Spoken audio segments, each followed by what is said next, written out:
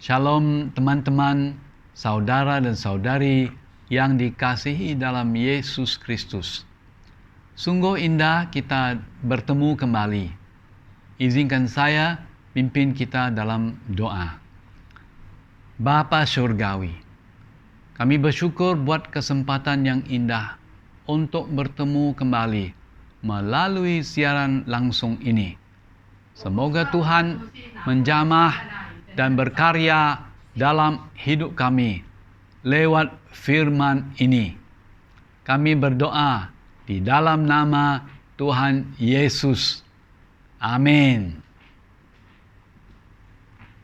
Mari kita bermula dengan nyanyian lagu rohani nomor 63 dalam buku ini. Lagu nomor 63, Mulia Sembah Raja Mulia. Mulia sembah Raja mulia, bagi Yesus puji hormat dan kuasa. Mulia agung kerajaannya, dari surga datang untuk genap umatnya. Dipuji, ditinggikan namanya Yesus. Hormatlah, muliakanlah Yesus Raja. Mulia sembah Raja mulia, Dia telah mati, dibangkitkan jadi Raja. Mulia, mulia sembah Raja mulia, bagi Yesus puji hormat dan kuasa. Mulia agung kerajaannya, dari surga datang untuk genap umatnya. Dipuji, ditinggikan namanya Yesus. Hormatlah, muliakanlah Yesus Raja.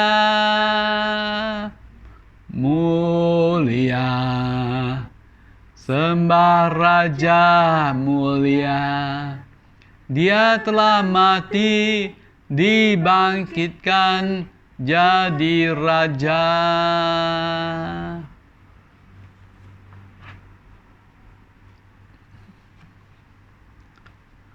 Hari ini saya ingin berbicara dan kongsikan firman Tuhan dari Mazmur 10.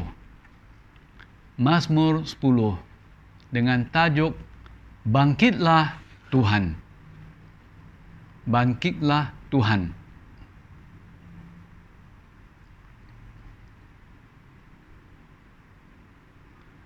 Di dalam Alkitab ada beberapa keadaan di mana umat Tuhan berseru dan merayu kepada Tuhan oleh karena menghadapi penindasan, ketidakadilan, dan penderitaan. Bangkitlah bermaksud bangun dan bersedia untuk bertindak.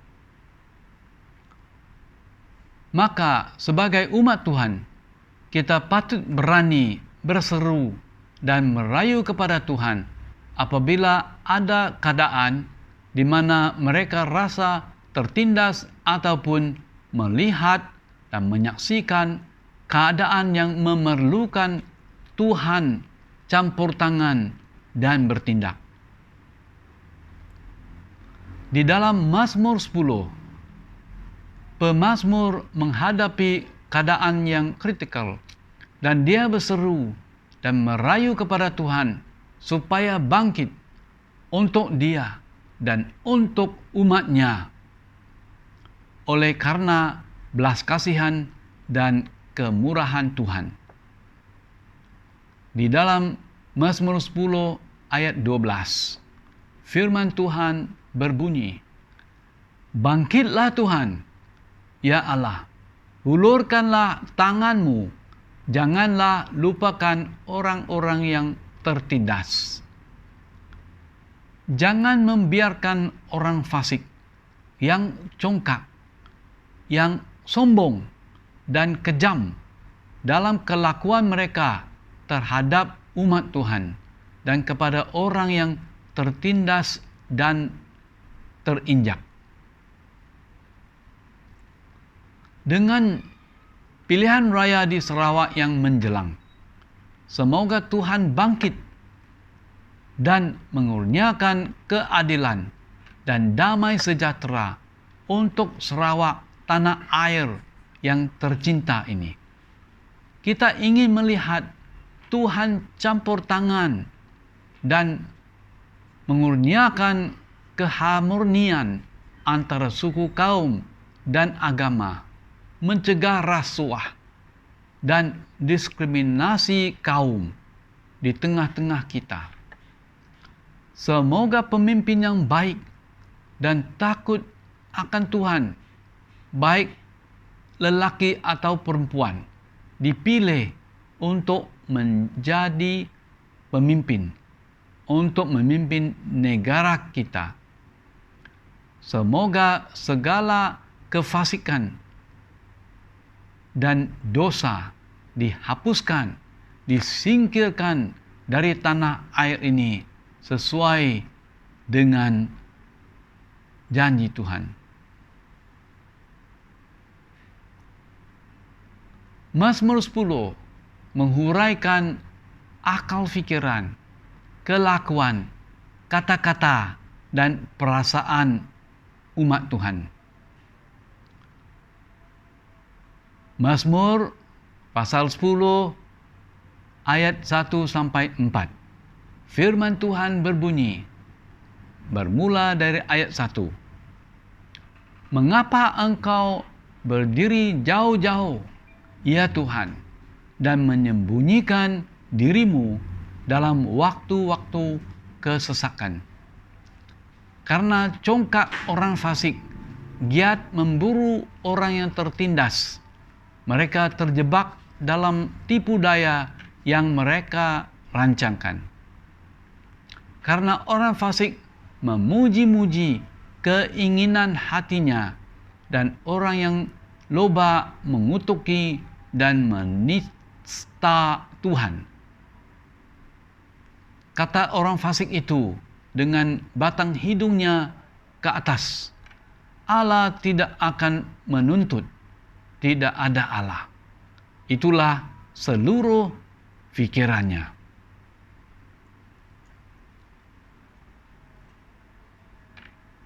Pelajaran kita dari petikan firman Tuhan yang dibacakan berikut. 1. Pemazmur berseru dan merayu kepada Allah. Mengapa? Mengapa? Ayat 1, firman Tuhan berbunyi, "Mengapa engkau berdiri jauh-jauh, ya Tuhan? Mengapa engkau sembunyikan diri pada masa kesesakan kami?" Persoalan seperti inilah yang disoalkan oleh umat Tuhan. Pemazmur rasa terpisah diri dari hadirat Tuhan. Saya percaya kita semua mengerti perasaan orang benar atau orang saleh menghadapi masa yang sesak, masa penuh cabaran, masa yang tidak menentu, dan orang benar, orang saleh berseru, "Mengapa Tuhan? Oh Tuhan, mengapa? Di mana Engkau waktu kami menghadapi kesesakan?" Begitulah perasaan sengsara oleh si Ayub yang dinyatakan dalam Alkitab. Waktu dia rasa Tuhan jauh dari dia.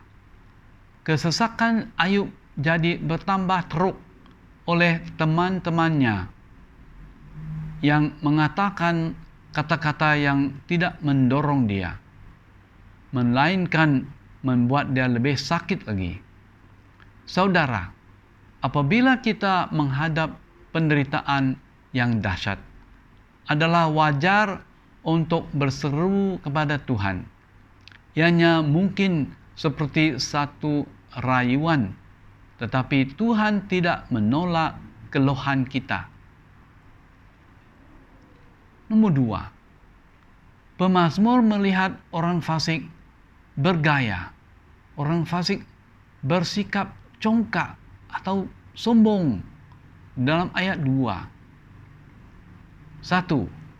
Orang fasik giat memburu orang yang tertindas. Inilah membuat pemazmur rasa sangat sedih. 2.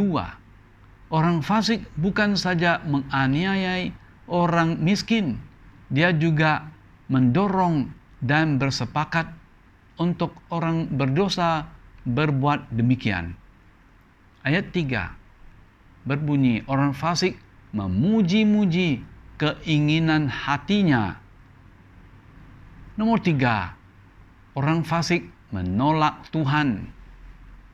Orang fasik tidak mencari Tuhan.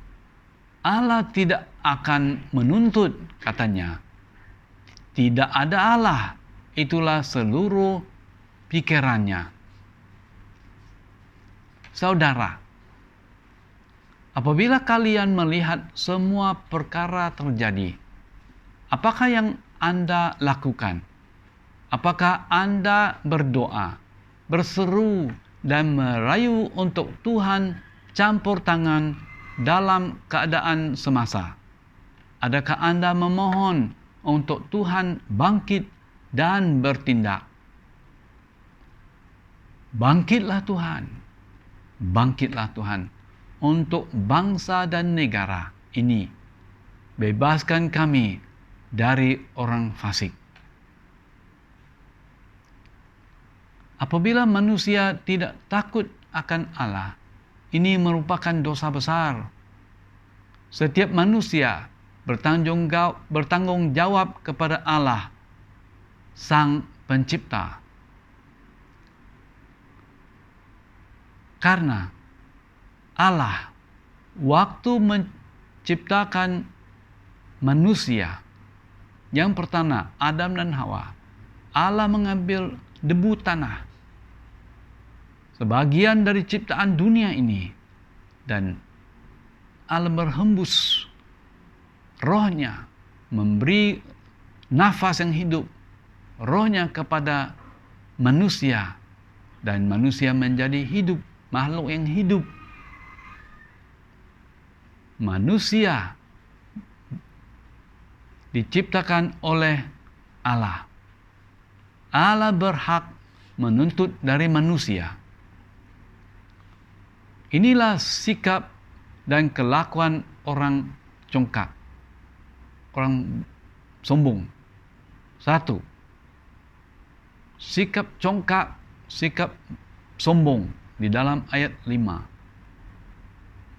Firman Tuhan berbunyi, tindakan-tindakannya selalu berhasil.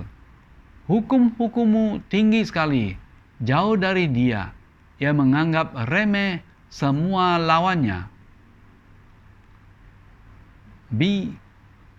Orang congkak berkata, aku takkan goyang. Ayat 6. Firman Tuhan berbunyi, Mazmur 10, pasal 10 ayat 6. Ia berkata dalam hatinya, aku takkan goyang, aku tidak akan ditimpa malapetaka turun-temurun. Nomor 3, mulut orang congkak, penuh dengan sumpah serapah, dengan tipu dan penindasan. Ayat 7, firman Tuhan berbunyi, mulutnya penuh dengan sumpah serapah, dengan tipu dan penindasan. Di lidahnya ada kelaliman dan kejahatan. Nomor 4, di dalam ayat 11, orang congkak berkata dalam hatinya, Allah melupakannya, ia menyembunyikan wajahnya dan tidak akan melihatnya untuk seterusnya.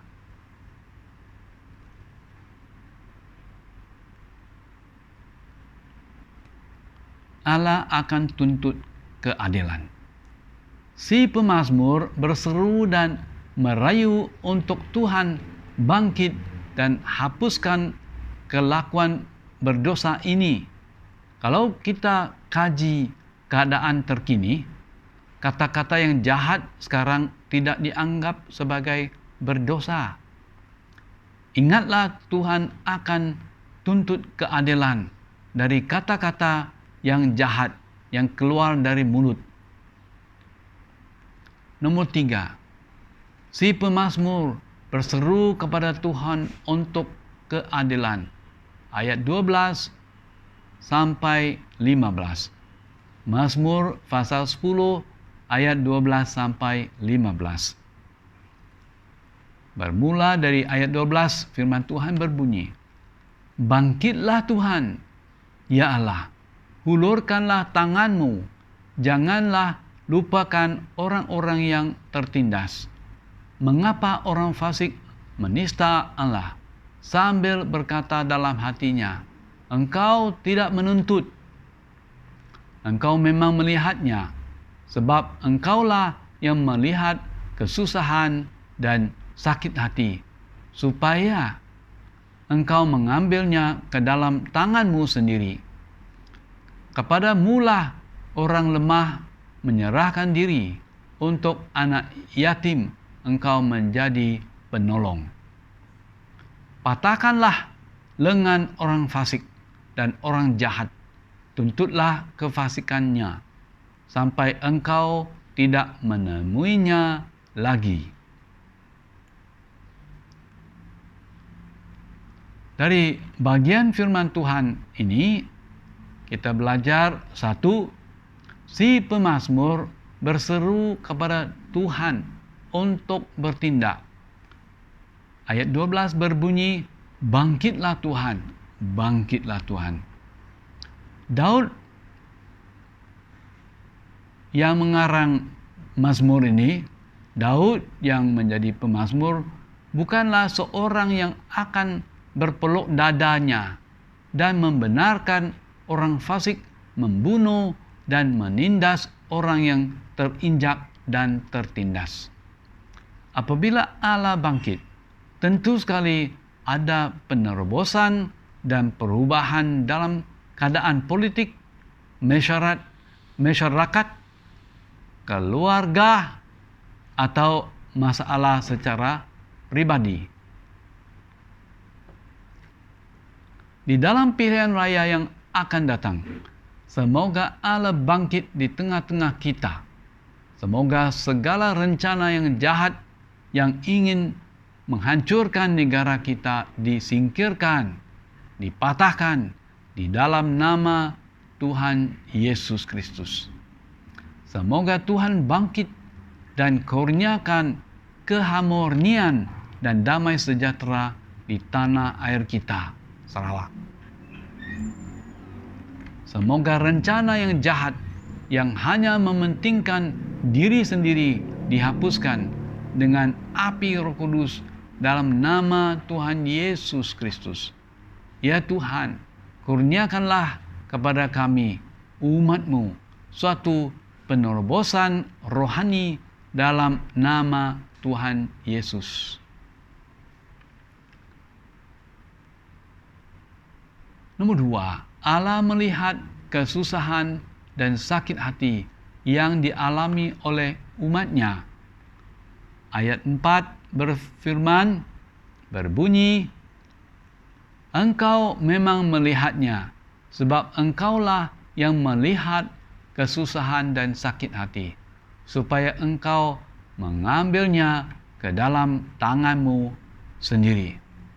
Allah, tabahkanlah hati saudara, kuatkanlah iman saudara. Allah telah melihat kesusahan kita. Nomor 3, Allah akan bertindak dan tuntut dengan tangannya. Ingat saudara, dalam konteks firman Tuhan ini, jangan bertindak dengan tangannya sendiri atau bertindak dengan usahanya sendiri. Biarlah tangan Tuhan yang bertindak. Tangan Tuhan yang diulurkan untuk campur tangan di dalam setiap keadaan yang kita hadapi. Untuk mengakhiri, renungkan keyakinan si pemazmur dari ayat 16 sampai 18. Firman Tuhan berbunyi, bermula dari ayat 16. Tuhan adalah Raja untuk seterusnya dan selama-lamanya. Bangsa-bangsa lenyap dari tanahnya. Keinginan orang-orang yang tertindas telah Kau dengarkan. Ya Tuhan, Engkau menguatkan hati mereka. Engkau memasang telingamu untuk memberi keadilan kepada anak yatim dan orang yang terinjak, supaya tidak ada lagi seorang manusia di bumi yang berani menakut-nakuti. Kita kembali merenungkan firman Tuhan. 1. Tuhan adalah Raja untuk seterusnya dan selamanya. Ayat 16. Persoalannya, apakah Tuhan Juru Selamat menjadi Raja Anda? Waktu kita nyanyikan mulia, sembah Raja mulia, lagu yang indah tadi,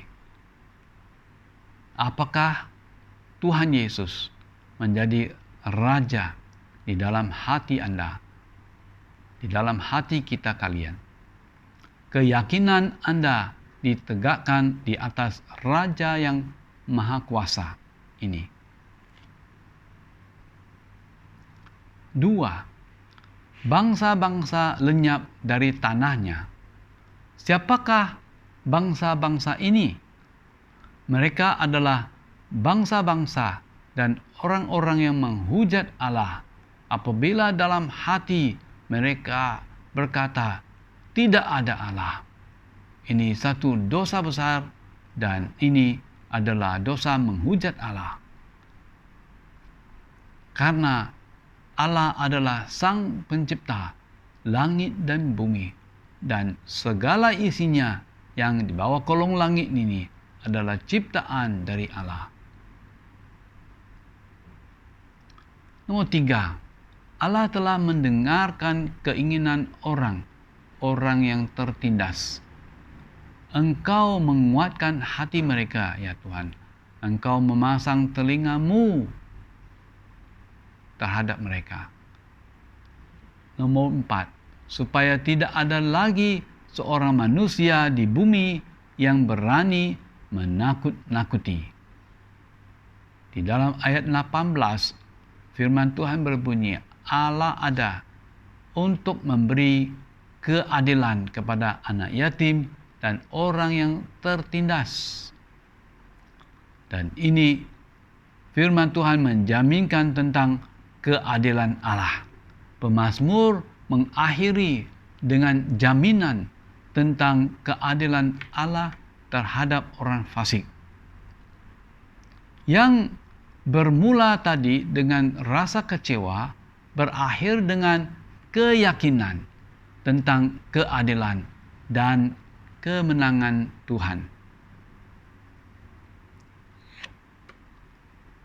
Ini persoalan terakhir. Apakah kita sebagian dari orang fasik atau sebagian dari orang benar?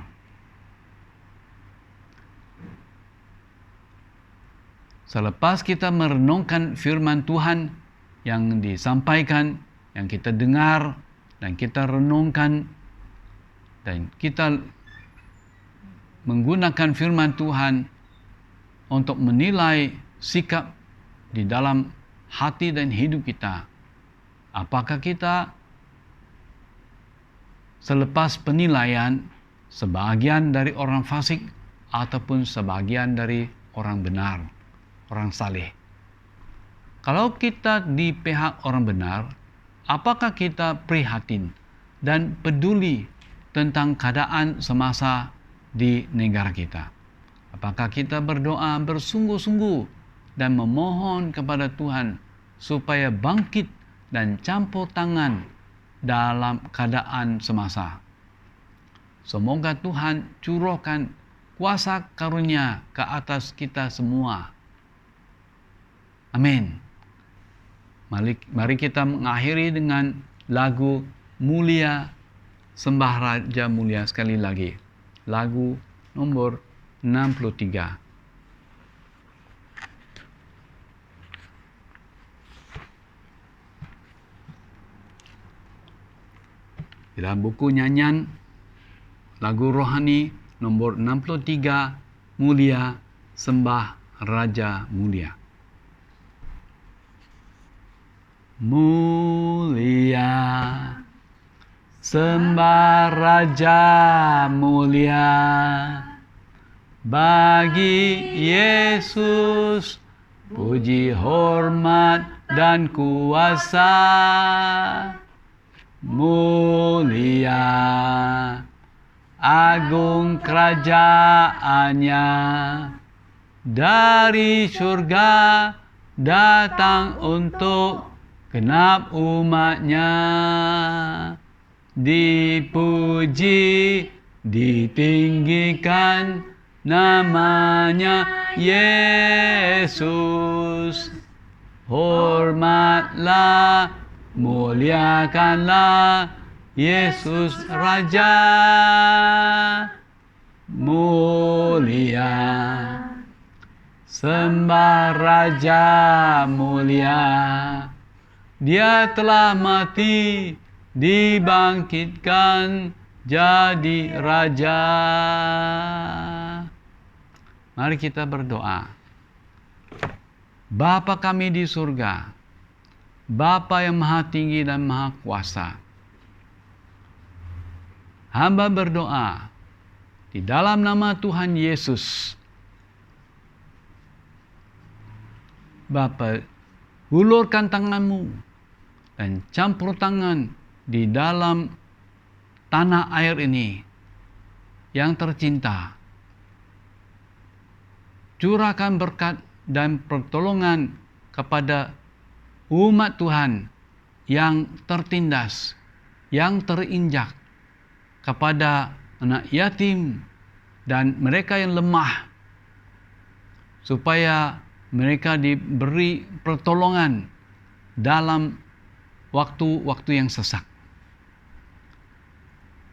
Di dalam pilihan raya yang menjelang, kami berdoa supaya Tuhan oleh Roh-Mu menggerakkan calon-calon yang takut akan Allah, yang berdiri di atas dasar keadilan dan kebenaran, supaya pemimpin-pemimpin dipilih untuk memimpin negara ini dengan adil dan saksama.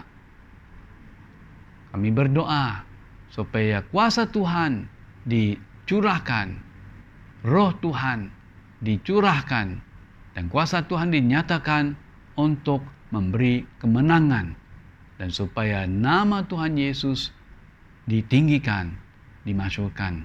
Di dalam nama Tuhan Yesus, kami berdoa. Amin. Amin. Tuhan memberkati dan semoga Tuhan melindungi saudara-saudari kalian dan mencurahkan kuasa-Nya dan kasih-Nya terhadap kita masing-masing. Di dalam nama Tuhan Yesus, kami berdoa. Amin.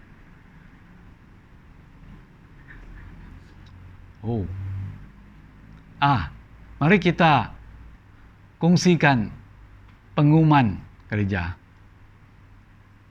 1. Kita dorong semua anggota keluarga berkumpul dan mulakan sembahyang dan mezbah keluarga. Biarlah orang yang sudah jadi Kristen pimpin sembahyang dan mezbah keluarga. Jika Anda ada pertanyaan dan masalah, bolehlah hubungi pastor. 2. Jika di rumah Anda ada TV box, sila subscribe kepada Pastor Betty atau Pastor Michael YouTube channel. Sambung ke TV di rumah dan sama-sama saksikan dan menonton khotbah hari Minggu. Dorong semua orang menonton program dalam TV. Nomor 3. Jika dalam keluarga Anda ada anak kecil, Anda boleh saksikan dan menonton Superbook Malaysia Channel. Kita dorong orang dewasa dalam keluarga duduk bersama-sama dengan anak kecil. Nomor 4. Kita dorong saudara dan saudari, termasuk pemimpin gereja dan pemimpin kelompok sel, turut serta dalam persekutuan doa pada hari Rabu pada jam 7:30 malam guna pakai Google Meet. Nomor 5, kita dorong setiap pribadi untuk menjadi anggota dalam kelompok sel, termasuk pemuda-pemudi. Kita mohon ibu bapa membantu masukkan pemuda-pemudi dalam kelompok sel. Nomor 6, kelompok sel lalapan telah bermula. Persekutuan Komsel Lalapan diadakan setiap minggu kedua dan minggu keempat pada hari Rabu jam 8 malam. Tempatnya di rumah Joseph Tong. Kita mengalu-alukan pemuda-pemudi yang dari lepasan tingkatan 5 dan tingkatan 6, maktab, universiti, dan mereka yang sudah tamat pendidikan dan bekerja dan yang baru berumah tangga. Nomor 7, projek bangunan sekolah minggu di Kampung Lusut. Bangunan sekolah minggu yang sedia ada sudah sangat rosak dan tidak sesuai, tidak selamat diguna pakai lagi oleh anak-anak kita. Kita ingin membangun sebuah bangunan baru untuk sekolah minggu secepat mungkin. Kita mengalu-alukan sumbangan secara sukarela dari saudara kalian untuk projek tersebut. Anda boleh menyumbang melalui online banking kepada akaun gereja. Untuk informasi lanjut, sila rujuk kepada makluman di bawah video. Amin. Tuhan memberkati.